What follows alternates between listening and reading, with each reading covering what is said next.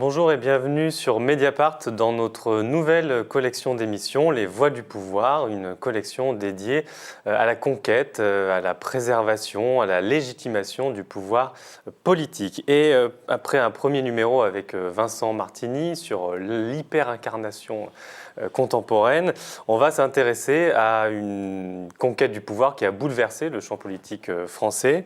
Il s'agit de l'entreprise Macron, comme la nomme cet ouvrage, paru aux presses universitaires de Grenoble et dont nous recevons aujourd'hui 3 contributeurs. Donc avec nous Christelle Gris, bonjour. Bonjour. Vous êtes docteur en sociologie. On reçoit aussi Rémi Lefebvre qui, en plus d'avoir contribué à co-diriger le livre, vous êtes professeur en sciences politiques à l'Université de Lille. Bonjour. Et enfin Michel Offerlé, vous êtes professeur émérite à l'École normale supérieure. Et je vais vous interroger tous les 3 avec ma collègue Hélène Salvi, qui couvre l'exécutif donc pour Mediapart. Alors le livre documente une conquête, la conquête de la présidence de la République par Emmanuel Macron et puis ensuite une majorité parlementaire. Et on est quasiment à mi-mandat, donc c'est aussi intéressant de voir comment cette entreprise de conquête a été confrontée à l'exercice des responsabilités. Alors peut-être première question pour vous, Rémi Lefebvre, sur l'originalité de cette entreprise Macron, parce qu'on sent que le mot entreprise correspond très bien à ce qui s'est passé, à ce qu'on a vu. En même temps, dans la discipline en sciences politiques, les mots d'entrepreneur politique, d'entreprise politique sont régulièrement utilisés. Donc, qu'est-ce qui fait l'originalité de l'entreprise Macron spécifiquement ? Alors effectivement, le terme d'entreprise Macron, peut-être qu'il peut surprendre un lecteur profane. En sciences politiques, c'est une expression vraiment banalisée, d'ailleurs qui a été assez popularisée par Michel Offerlé dans ses travaux sur les partis politiques, son que sais-je dans les années 80. L'idée de l'entreprise, il y a plusieurs sens derrière cette idée. Il y a l'idée effectivement d'entreprendre, et donc Macron a beaucoup entrepris, c'est-à-dire qu'il a réuni énormément de ressources pour prendre le pouvoir. En un temps très court. Voilà, en un temps très court, ça c'est fascinant. Il a monté cette entreprise en quelques mois, financement, organisation, puisqu'il s'est appuyé sur une organisation. Il y a bien un mouvement qui est La République En Marche qui est derrière cette entreprise. Et puis effectivement, la nouveauté, alors la nouveauté, pas totalement la nouveauté, mais il y a une rhétorique entrepreneuriale très très forte. C'est-à-dire qu'il y a l'idée que le pouvoir, finalement, l'exercice du pouvoir, peut relever des codes de l'entreprise, tant dans la maximisation et l'accumulation des ressources, mais aussi finalement dans l'idée que l'entreprise, c'est le modèle social au cœur de la société, et c'est la nation entreprise, c'est la start-up, c'est-à-dire que c'est anthropologiquement le modèle un petit peu du macronisme. Donc je veux dire, il y a à la fois l'entreprise organisation, il y a l'entreprise modèle social, et il y a toujours cette visée qui est d'ériger l'entreprise en modèle organisationnel, mais aussi en modèle de société. Donc ça nous a permis en fait de relier en fait les chapitres de cet ouvrage, de lui donner une cohérence. Est-ce qu'au bout de 2 ans et demi d'exercice du pouvoir, on peut dire que cette entreprise existe vraiment ? C'est-à-dire, est-ce que finalement, aujourd'hui, le constat qui est fait, c'est pas celui d'un entrepreneur seul à l'Élysée, concentrant tous les pouvoirs que lui confère la Ve République, et finalement un parti à côté, donc une entreprise politique qu'il a eu du mal à structurer et que les autres n'ont pas structuré dans sa foulée. Alors c'est compliqué parce qu'effectivement, au bout de 2 ans, ce qu'on peut constater, c'est qu'il y a une aspiration de toutes ces ressources vers les institutions.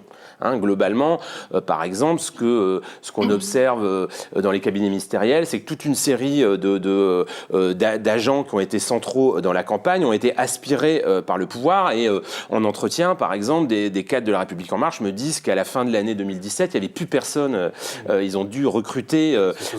Ils sont tous dans les cabinets. Tous étaient aspirés, donc ça c'est un syndrome évidemment très classique, et on peut dire peut-être, effectivement, on fera peut-être un 2e tome de l'entreprise Macron, que le macronisme s'est normalisé, s'est institutionnalisé, c'est devenu un parti qu'on pourrait qualifier de godillot. Bon, très clairement, La République En Marche, sa principale vocation, c'est de défendre l'action du président de la République. Elle n'a pas, c'est le moins qu'on puisse dire, vraiment d'autonomie par rapport à ce président. Et globalement, on peut se dire, est-ce que la grille de lecture entrepreneuriale permet permet d'être est utile pour comprendre l'exercice du pouvoir.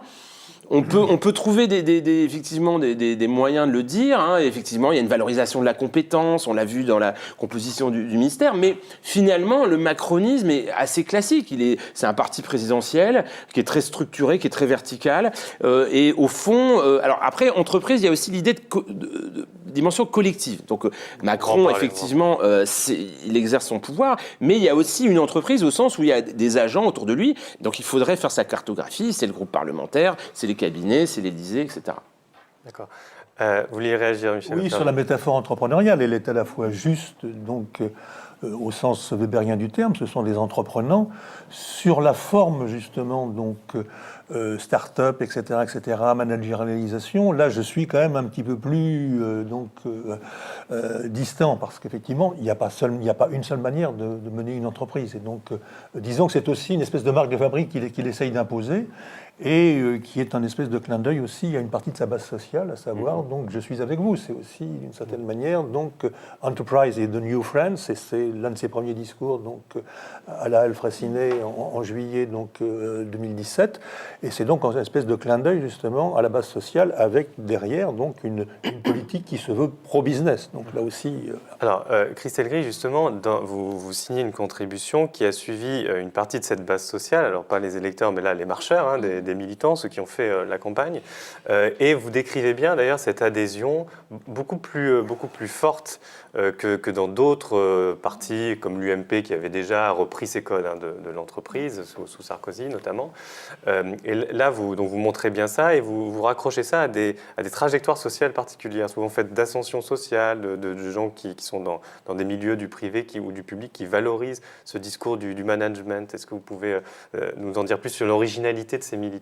Oui, ce qui était intéressant et assez frappant en fait dans le traitement de données statistiques, c'était de voir ressortir le fait qu'ils étaient très mobiles à la fois, donc effectivement dans l'espace social au sens où majoritairement dans mon enquête je voyais des personnes issus plutôt de fractions populaires en fait, soit parce qu'ils avaient des parents ouvriers ou employés, soit parce qu'ils avaient des parents potentiellement qui étaient des petits indépendants, agriculteurs, commerçants, artisans, mais une fraction plutôt populaire en fait, sans un gros revenu à la maison. Et par contre, eux, après, occupent des positions plutôt élevées dans l'espace social, donc des trajectoires d'ascension sociale assez fortes, et en même temps aussi une circulation au sein des espaces, alors ce que j'ai appelé les espaces managériaux, mais en gros, ils circulaient dans différents espaces professionnels. C'est-à-dire ce qui ressortait, c'était des trajectoires... Alors, qu'on pourrait dire chaotique ou en tout cas pas lisse, c'est-à-dire pas linéaire. Et donc, alors après, ça se vérifiait en entretien, hein, c'est-à-dire c'était pas rare en tout cas de croiser des personnes qui vous disaient j'ai été pendant 20 ans dans le public et puis après j'ai été dans le privé et puis je suis dans le privé mais en même temps j'ai monté une petite auto-entreprise pour être quand même indépendant et donc ce cumul de statuts en fait qui est compliqué à saisir complètement statistiquement parce que les statistiques ça fige par définition mais par contre en entretien ça permet de retracer et de rendre un peu plus vivantes ces trajectoires. Monsieur Hofferley, on présente communément Emmanuel Macron comme le président des riches, le président de l'entreprise. Or, vous notez dans votre contribution au livre que finalement, il est assez lui-même peu représentatif du patronat. Est-ce que vous pouvez nous éclairer un peu là-dessus? Alors, je mettrai entre parenthèses président des riches. C'est une catégorie un peu donc polémique et donc je préfère éventuellement président pro-business, effectivement. Et donc, c'est quelqu'un qui s'est appuyé dans sa campagne sur donc ou qui a tenté de s'appuyer dans sa campagne sur un ensemble justement de chefs d'entreprise. C'est pour ça que j'ai intitulé ma contribution « Des patrons avec Macron » ou « Les patrons avec Macron ». Bon.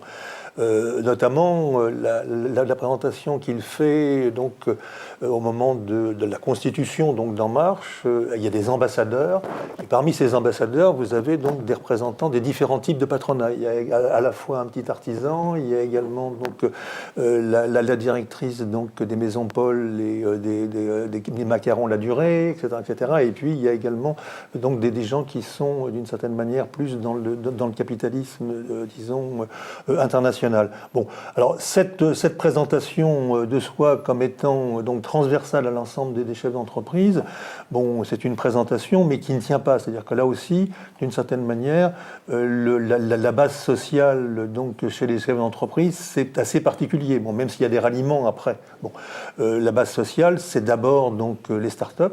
C'est effectivement le monde de l'économie numérique. Bon, donc c'est quelque chose qu'il a cultivé donc depuis un certain nombre d'années. Il va au forum de Las Vegas.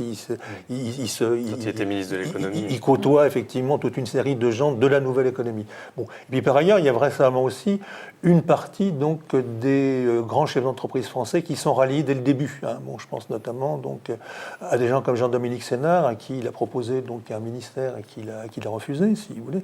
Bon, et donc il y a une petite partie du CAC 40. Bon, mais en ce qui concerne l'ensemble des chefs d'entreprise, hein, pour autant qu'on puisse le savoir, parce que c'est une catégorie très petite, donc qui apparaît dans les sondages avec des effectifs extrêmement faibles. Bon, il n'a pas véritablement, si vous voulez, donc une base sociale électorale extrêmement plus élevée que ces résultats, donc 23% parmi les chefs d'entreprise, si on compare les différentes les différents sondages. En revanche, il y a une catégorie qui est plus large, c'est la catégorie de cadre sup du privé. Et donc, où là, effectivement, visiblement, il a un espèce d'écho. Bon, il y a tout un discours qui s'adresse justement à cette catégorie, qui est plus large que la catégorie patronale. Et avec justement, comme le disait Christine Gris tout à l'heure, également des gens qui sont des bilingues. Hein. C'est-à-dire qui passent, donc là aussi j'ai été frappé, donc, notamment dans un certain nombre d'entretiens que j'ai pu mener donc, pour le livre que je prépare sur les patrons et la politique, avec des gens qui sont donc passés du privé au public et du public au privé. Donc il y a effectivement, et c'est ce qu'on pouvait constater, donc notamment dans la composition du premier gouvernement Philippe, bon c'est un peu vrai également à l'heure actuelle, c'est des gens qu'il est difficile de coder. Ils ont fait éventuellement donc, un peu de privé, un peu de public, etc. etc. Et il y a une qui aurait pu être ministre, justement Anne-Marie Idrac, qui a également accompagné donc l'aventure Macron, qui me disait effectivement, je me reconnais tout à fait là-dedans, je suis une bilingue, hein, je suis même une trilingue, puisque Anne-Marie Idrac a été haut fonctionnaire, a été ministre, a été dirigeante d'entreprise publique et est désormais consultante dans le privé. Donc c'est un peu, si vous voulez, ce monde-là. Et je crois qu'à terme, ce qui est intéressant de voir, au-delà effectivement des désignations et des stigmatisations qu'on peut faire, c'est justement de réfléchir à la manière dont le macronisme, là je m'appuie également sur les travaux d'Antoine Vaucher, va en quelque sorte travailler sur les frontières entre le privé et le public. Dans le tour d'horizon qu'on fait comme ça, des bases ou des milieux qui ont pu être séduits par Macron, Rémi Lefebvre, vous connaissez très bien, vous avez beaucoup travaillé sur le Parti socialiste. Macron s'est aussi appuyé sur toute une partie d'élus d'aile droite et de barons locaux, comme Gérard Collomb, du Parti socialiste. Et le paradoxe, c'est que quand ils ont bâti La République en marche, là on va parler un peu plus du parti, de ce qu'il est 2 ans et demi après, ils l'ont fait vraiment avec le PS comme repoussoir. Quoi, hein, pas de courant, pas de primaire, c'est affreux. Comment vous lisez ce paradoxe? Alors effectivement, Macron, on a beaucoup mis en avant son côté disruptif, mais il a fait aussi beaucoup de transactions avec le vieux monde politique. Et globalement, qu'est-ce qui propulse Emmanuel Macron, ce qu'on pourrait appeler son capital politique primitif, c'est très largement des ressources qu'il accumule, notamment dans les territoires, auprès de l'appareil socialiste. Hein. Ceux qui misent sur Macron au départ, vous avez cité Gérard Collomb, mais il y a aussi Castaner, il y a Richard Ferrand, le Grand Ouest socialiste va beaucoup soutenir Emmanuel Macron, il y a Claude Patria, etc., François Patria. Donc il vient pas de nulle part, hein. Et il s'est beaucoup appuyé sur des réseaux socialistes, des élus socialistes. Hein. Même quand on regarde par exemple les adhérents, dans l'enquête Terra Nova, les adhérents d'En Marche qui viennent de partis, pour 50%, ils viennent du PS. Donc effectivement, il y a une socialisation de beaucoup. Stanislas Guérini, qui est aujourd'hui le délégué général de La République En Marche, et ce qu'on appelle autour de lui les Strauss-Kahniens qui sont passés par HEC, sont très très proches du Parti socialiste. Hein. Et aujourd'hui, quand on regarde dans les commissions, etc., il y a beaucoup de positions les plus importantes qui ont été confiées à des anciens socialistes. Et en même temps, je dirais en même temps, effectivement, Emmanuel Macron a voulu donner cette image de nouveauté, et quand il a construit le parti, très clairement, le repoussoir, c'était le PS. Hein. Ceux qui rédigent les statuts d'En Marche à l'été 2017, très clairement, l'antimodèle, c'est le Parti socialiste que ses dirigeants ont connu, avec deux dimensions très importantes qui sont repoussoires. C'est la structuration territoriale et le poids des notables. Donc ça, c'est un contre-exemple. Hein. Il ne faut pas trop territorialiser la République En Marche. Et évidemment, le jeu des courants. Hein. Le jeu des courants, avec l'épisode des frondeurs qui a beaucoup marqué effectivement Emmanuel Macron et son entourage. C'est-à-dire qu'il y a l'idée que finalement, ce qui a bloqué le PS, c'est la combinaison entre le notabilisme et les divisions internes que les primaires ont à un moment donné essayé de surmonter. Et donc, effectivement, il faut conjurer tout risque de rebasculer dans ce modèle à la fois notabiliaire et de courant. Alors, même si ce qui est intéressant, c'est que on voit bien qu'En Marche a la tentation aujourd'hui d'y succomber. Parce que avec les municipales, il faut se territorialiser, et un parti politique aujourd'hui doit passer par le local. Et puis parce qu'il y a des aspirations très clairement au sein de la République En Marche, on le voit bien avec le Drian à gauche et puis la frange plutôt de droite, à structurer des sensibilités. Il y a un déficit de démocratie interne qui est parfois très très mal vécu par les adhérents. Et donc ça pousse de la base pour en fait formaliser une organisation qui soit moins informelle. Justement, en parlant de déficit de démocratie interne, c'est quelque chose qui ressort assez régulièrement quand on interroge les militants de base de la République En Marche. Christelle Gris, c'est plutôt pour vous cette question. On avait une promesse au sein du parti d'horizontalité. Et force est de constater, 2 ans et demi après, que visiblement les premières critiques qui sont remontées de cette base militante, justement, c'est une absence d'horizontalité, une verticalité, des demandes et des offres qui viennent exclusivement de Paris. Est-ce que, selon vous, cette situation-là est de nature à faire fuir des militants ? Et est-ce qu'elle est aussi de nature à expliquer des dissidences, comme on peut le constater par exemple à Paris, où Cédric Villani, qui n'est pas le candidat investi de la République En Marche, puisqu'ils ont choisi d'investir Benjamin Griveaux, lui fait campagne, commence à faire campagne sur justement la promesse et la tonalité présidentielle d'Emmanuel Macron pour la campagne de 2017. Oui, alors sans doute, forcément, le fait qu'il y avait cette croyance dans un modèle, effectivement, où on aurait presque fait remonter aussi du terrain le programme électoral de Macron. Il y avait aussi cet enjeu-là pendant la présidentielle. Donc, croire qu'on pouvait être entendu, qu'il y avait plus de démocratie, que ce n'était pas comme dans les anciens partis. Effectivement, le fait de, quelque part, de ne pas territorialiser, c'était une façon d'être plus direct aussi avec l'accès au pouvoir, d'avoir moins de strates hiérarchiques, d'une certaine façon, si on reprend un peu la métaphore entrepreneuriale. En même temps, on garde toujours le en même temps, mais en même temps, il y avait ce mode projet, c'est-à-dire ils se sont engagés pour la présidentielle. C'est pas spécifique, franchement, au parti d'Emmanuel Macron, mais il y avait cette adhésion à un projet et cet engagement pendant la présidentielle. Après la présidentielle, il y a quand même un essoufflement aussi des forces vives. Est-ce que c'est seulement dû au fait qu'il n'y avait pas de démocratie interne ? C'est aussi que c'est compliqué de mobiliser après et de fédérer autour d'un projet quand il y a eu cette effervescence aussi militante.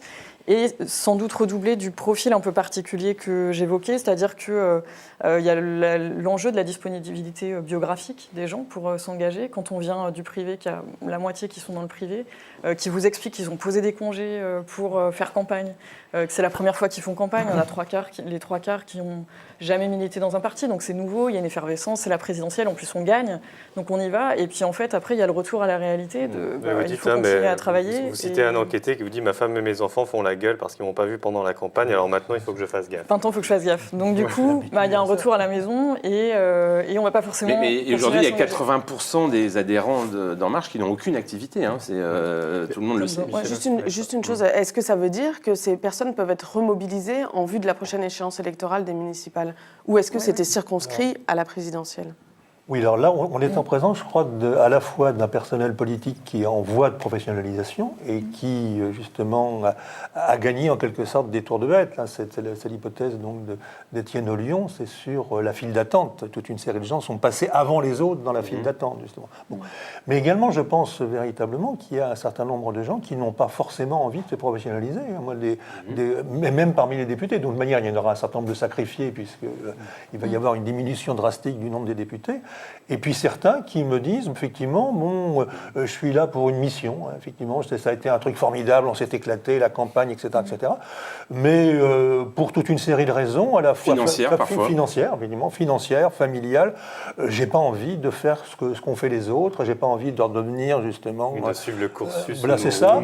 Et donc j'ai été donc député pendant 5 ans. Bon, éventuellement, donc j'accepte parfaitement de revenir, bon, de me replacer à. Bon. Alors ça, c'est le premier point, c'est sur les carrières ou le manque de carrière ou les perspectives. La deuxième chose, donc, c'est sur la question donc du parti lui-même. Je crois qu'également dans les déclarations donc qui ont été faites à la fois par Macron dans Révolution et également donc dans l'assise donc du parti lui-même, informer, réfléchir, proposer. C'était l'idée de faire donc un parti qui n'était pas comme les autres, qui n'était pas comme les autres étaient devenus, et qui, en quelque sorte, devait revenir à la naissance des partis politiques, à savoir, les partis politiques, c'est aussi donc des organismes qui forment les individus, qui les occupent également, qui les amènent à militer, qui les amènent à s'investir également, et puis également qui les amènent à proposer un certain nombre de choses. Et donc, c'est ce qu'on a pu constater les uns et les autres, spécialistes des partis politiques et observateurs, à savoir donc les fonctions, comme on disait dans les années 60, des partis politiques se sont effondrés. C'est devenu qu'en quelque sorte un certain nombre de machines électorales qui ont délégué à d'autres le programme et qui ont délégué à d'autres également la formation. Alors je pense que là, donc, il y a des enquêtes en cours. Moi, les entretiens que j'ai pu avoir avec des députés macronistes qui me disaient bon, on passe à autre chose parce qu'en fait il se passe rien dans le parti. Et donc avec cette idée donc d'organiser les gens, que la société civile éventuellement aide les individus à faire des CV, éventuellement organiser des fêtes et des trucs comme ça. Bon, je pense que de ce point de vue-là, le bilan est globalement négatif. Hélène. Il y a un certain nombre de promesses, on l'a vu, qui n'ont pas été tenues pour la construction du parti. Est-ce qu'avec le recul de 2 ans et demi, on ne pourrait pas dire finalement que La République En Marche, aujourd'hui, dans ses structures, est devenu un bon vieux parti de droite, avec un chef qui mène une politique et de droite, et qui a quand même beaucoup d'atours de cette droite bonapartiste, où tout était centralisé autour du culte du chef? Oui, d'un certain point de vue, effectivement, il y a une banalisation de l'organisation. Le côté de parti de droite, on le voit très très bien, par exemple, dans la désignation des candidats. Là, c'est stupéfiant. La désignation des candidats aux élections municipales se fait par une commission nationale qui statue pour toutes les villes au-dessus de 9000 habitants. Ça sonne très RPR, hein, ce mode de fonctionnement, parce qu'effectivement, ce fonctionnement très très centralisé, où il n'y a pas de vote donc des adhérents, effectivement, s'apparente à ce qu'on voyait à droite. Un parti, effectivement, extrêmement verticalisé. Après, je dirais aussi que le contexte, c'est aussi, comme l'a dit Christelle, hein, c'est les cycles du pouvoir. C'est-à-dire que finalement, aujourd'hui, on sait très bien que quand un parti est au pouvoir, il y a cette logique, en fait, du parti Godillot qui est structurelle et qui s'applique aussi à La République En Marche. Alors, j'observe quand même, pour être peut-être un peu plus nuancé, qu'il y a des choses quand même qui bougent à La République En Marche. Là, il y a eu un débat sur les statuts qui était assez intéressant sur la plateforme. Beaucoup de mécontentements qui ont été exprimés. Ça a été le cas aussi à Bordeaux lors de l'université d'été. Et il y a un changement des statuts et il y a une logique de territorialisation, de démocratisation relative. Donc il faut aussi penser qu'il y a des acteurs qui investissent cette organisation, qui veulent un peu la subvertir, qui veulent la faire bouger. Et peut-être que dans la perspective de la prochaine élection présidentielle, effectivement, pour remobiliser cette base militante, l'organisation va devoir donner des gages. Hein. Si tant est que Emmanuel Macron pense que son élection va se jouer de ce côté-là, parce que globalement, la croyance aujourd'hui qui est dominante chez une partie des élites politiques, c'est que finalement les partis ça sert plus forcément à grand-chose, et que finalement les réseaux sociaux, les plateformes Internet, tout ça, Oui, c'est des outils. Il y a eu quand même l'effet d'annonce, effectivement, qu'on va faire autre chose. Oui, bien sûr. Alors, bien sûr. Quitte à se passer d'ancrage local, parce qu'il y en a certains quand même des plus vieux routards de la vie politique, si j'ose dire, qui sont en train de voir là, ce qui se passe autour de Macron, des dirigeants actuels des LREM, et qui se disent mais on ne prépare pas du tout bien comme il faut les municipales, qui approchent là, c'est en marche. Oui, alors, il y a peut-être un point du coup que Philippe, j'ai pas abordé, c'est que ce qui est aussi, c'est que la fonction idéologique, du parti n'est pas du tout assumée. Par exemple, concrètement, on aurait pu croire à un moment donné que le parti soit un creuset de réflexion. Quand on regarde le niveau, globalement, c'est très très faible. Il n'y a pas vraiment. C'est une plateforme qui pilote des projets locaux, qui forme effectivement. Il y a des plateformes 1000 talents, des projets, etc. vis-à-vis de la féminisation de la vie politique. Mais par exemple, c'est pas un intellectuel collectif du tout En Marche, ça c'est sûr. Juste pour revenir sur les patrons, parce que vous avez énormément travaillé sur le sujet, on pourrait dire que la politique qui est menée par Emmanuel Macron et le gouvernement est de nature à satisfaire le patronat. Est-ce que, au regard justement de vos travaux, vous avez le sentiment qu'ils sont définitivement séduits ou, à contrario, ils ont peut-être un peu déserté depuis 2 ans et par ricochet, est-ce que finalement cette adhésion du patronat, des patrons à un moment donné à Emmanuel Macron révèle pas en creux les failles de la droite traditionnelle des Républicains qui avaient plutôt le monde des affaires derrière eux avant? Alors, sur les Républicains, le monde des affaires, si vous voulez, lorsqu'on interroge donc des patrons petits, moyens et grands, l'une des caractéristiques donc, du discours des patrons, c'est les hommes politiques sont nuls en économie. Alors là, c'est clair, je veux dire. Donc, il y a juste éventuellement Jean-Louis Beffa à l'heure actuelle qui a rendu hommage à Chirac, mais j'ai entendu des choses épouvantables sur Chirac. Il n'avait rien fait, il est nul, il n'y comprenait rien. Sarkozy, bon, il nous a bien intéressés en 2007-2008 et après ça a été épouvantable. Bon. Et donc, il y avait un gros espoir dans Fillon. Hein. Effectivement, moi, il y avait donc un groupe qui s'est formé, donc, qui s'appelait Entrepreneurs avec Fillon, EAF, et qui ont donc contribué, qui ont milité, etc. etc. Et Fillon, c'était vraiment le premier choix. Hein. Bon. Et Macron, ça a été le deuxième choix. Hein. Alors le deuxième choix, qui est devenu le choix raisonnable, donc bien entendu surtout pas Le Pen, et puis à partir du moment où Fillon commençait à se déliter complètement, il y a eu à ce moment-là des ralliements. Bon, Arnaud, c'est un ralliement de deuxième tour, hein, c'est pas un premier choix. Si vous voulez. Bon. Alors je fais toujours très attention quand on parle des patrons, parce que c'est un monde qui n'est absolument pas unifié. Si vous voulez. C'est l'une des catégories les plus hétérogènes qu'on puisse considérer dans toutes les CSP, avec des bacs plus 8, et des bacs moins 3, etc., etc.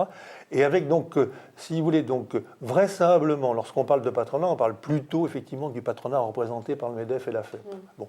Et donc là, il y a visiblement donc un intérêt. Bon, il y a toute une politique qui est une politique d'offres, qui est une politique pro-business, avec toute une série de mesures qui ont été prises et qui vont dans le sens dans lequel ils veulent qu'on aille pour redresser la société française et pour relancer l'économie. En tout cas, c'est le discours patronal. Je serais beaucoup plus, si vous voulez, réservé sur la masse des patrons. Pas oublier qu'effectivement, sur 2 millions de patrons, l'immense majorité, c'est des patrons de moins de 10 salariés. Hein. Et donc, d'une part, parce que, de toute manière, il y a également une petite partie non négligeable qui est le péniste, et donc qui se reconnaît dans tout à fait autre chose. Il y a également ce discours, quand même, qui est un discours très parisien et technocratique, des équipes matrons dans lesquelles les petits patrons ne se reconnaissent pas. Et je pense également, la manière de sentir, si vous voulez, donc ce que ressentent les petits patrons, c'est d'une part le courrier présidentiel, mais j'ai pas accès pour le moment donc au courrier Macron, mais dans le courrier Hollande, on voit assez bien quelles sont les préoccupations donc quotidiennes donc des petits patrons. C'est donc toute une série d'ennemis, dont les banquiers. Bon, alors je ne sais pas là aussi ce que sont devenus les banquiers depuis 2 ans et s'ils accordent beaucoup plus de crédit qu'auparavant. Et puis, donc, en deuxième lieu, c'est les manifs. Alors, donc, sous Hollande, il y a beaucoup de manifs de petits patrons. Bon, là, il ne faut pas quand même oublier qu'il y a les Gilets jaunes, qu'il y a un ensemble de choses qui ont été partagées justement entre salariés, chômeurs, précaires et toute une frange justement du patronat. Bon, ce qui fait qu'il faut faire très attention, si vous voulez, dans ce point. Alors pour passer pour le coup des patrons à la base militante, voire électorale, et pour reprendre un sujet d'actualité, les macronistes de la première heure disent toujours que Emmanuel Macron a été élu sur une pierre angulaire qui serait le centre-gauche. Or aujourd'hui, Emmanuel Macron souhaite mettre au cœur du débat public une antienne de la droite, qui est l'immigration. Il y a eu un débat il y a quelques jours à l'Assemblée nationale sur le sujet. Est-ce que, en clair, comment vous interprétez cette volonté de remettre ce sujet au cœur du débat public, et est-ce que c'est de nature à satisfaire sa base initiale, ou au contraire, à l'en éloigner complètement? Bon, là, on voit très très bien qu'avec ce débat sur l'immigration, on est entré dans la deuxième phase du quinquennat et que finalement aujourd'hui, la prochaine élection présidentielle est un horizon qui va être très très structurant pour l'entreprise macroniste.